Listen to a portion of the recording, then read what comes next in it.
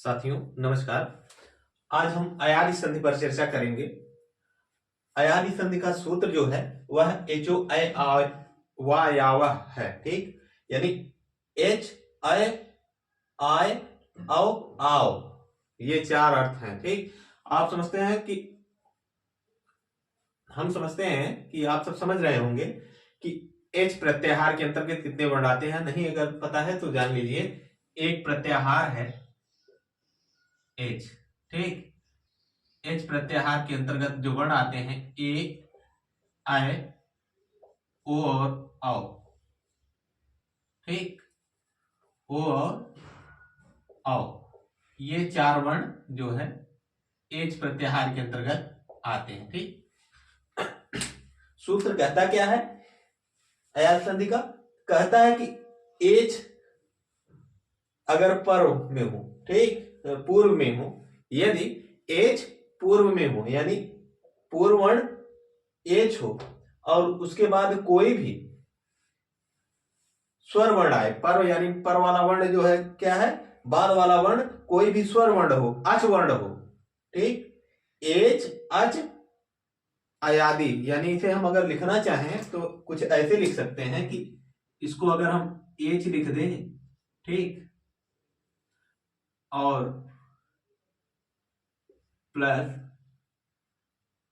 अच, अच यानी स्वर, कोई भी स्वर हो, ठीक, बराबर क्या हो जाएगा, अयादी। आपको समझना बस यही है कि अयादी संधि में घटित क्या होता है, पूर्व वर्ण एच प्रत्याहार का वर्ण होगा और पर वर्ण अच होगा यानी कोई भी स्वर होगा। एच प्रत्याहार में चार वर्ण आते हैं, ए ऐ ओ औ, ये चार वर्ण जो है एच प्रत्याहार के अंतर्गत आते हैं। और इसके बाद अच यानी कोई भी स्वर वर्ण, कोई बाद वाला वर्ण जो है, पर वाला वर्ण कोई भी स्वर वर्ण हो तो क्रमशः एक को, ए के बाद अगर कोई स्वर वर्ण आएगा तो अय आदेश हो जाता है। किस पर आदेश होगा? ए के स्थान पर अय आदेश, अय के स्थान पे आय आदेश और ओ के स्थान पे अव आदेश और अव के स्थान पर आव आदेश होगा। ठीक, बस ए को अय, अय को आय, ओ को अव और अव को आव।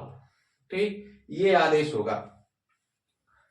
बस इतनी सी बात आप समझ जाइए कि पूर्व वाला वर्ण अयादी संधि में जो एच प्रत्याहार का वर्ण रहेगा, पर वाला कोई भी स्वर वर्ण हो सकता है, चाहे वह जो है छोटा आ हो, ई हो, उ हो, बड़ा उ हो, री हो। ठीक, कोई भी स्वर वर्ण हो। 9 स्वर वर्ण जो अच के अंतर्गत आते हैं, जिन्हें हम अच कहते हैं, वो 9 स्वरों में से कोई भी स्वर वर्ण हो तो जब संधि कार्य होगा तो ए के स्थान पर अय आदेश हो जाएगा और अय के स्थान पर आय और ओ के स्थान पर आव और औ के स्थान पर नहीं, ओ के स्थान पे अ और औ के स्थान पर आव, क्षम्यता ओ को औ कह दिए थे, आव। ठीक, औ होगा।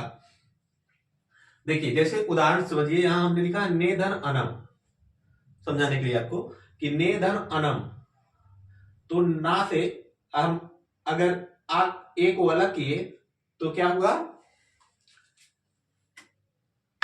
ए और आ मिलकर क्या हो जाएगा, ए और आ मिलेगा। तो हमने यहां बताया कि जो वर्ण होगा, यहां ए नहीं, ठीक, यहां तो ए के निशान है ना, ये मात्रा नहीं लगी रहेगी, नहीं तो ऐ हो जाएगा। ठीक, देखिए ना है और ना से ए निकाल दिए, ए और आ मिलकर हो जाएगा ऐ। यहां आदेश हम लिखेंगे क्या, ऐ। ठीक, ऐ आदेश हो गया तो जब ऐ आदेश हुआ तो जब हम संधि कार्य करेंगे तो लिखेंगे क्या, देखिए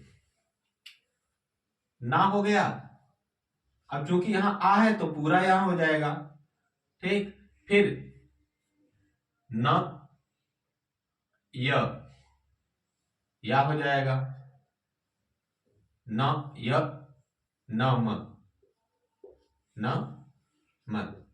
देखिए क्या हो जाएगा, नयनम शब्द। देखिए उस तरीके से थोड़ा समझ जाता है, इसलिए हमने पूर्व में ही उदाहरणों को जो है आपका सामने लिख दिया। अब इसको समझा देंगे ताकि कम समय में आप अधिक समझ सकें। ठीक, समय की बचत हो, जानकारी अधिक मिले। तो अब तक हमने जाना कि नयनम कैसे बना, फिर इसके बाद देखिए चयनम। ठीक, चे धन अनम, चार से एक अलग किए, आ और ए मिलकर आए हुआ तो चयनम बना। ठीक, ठीक उसी प्रकार ने धन नय धन अकह मिलकर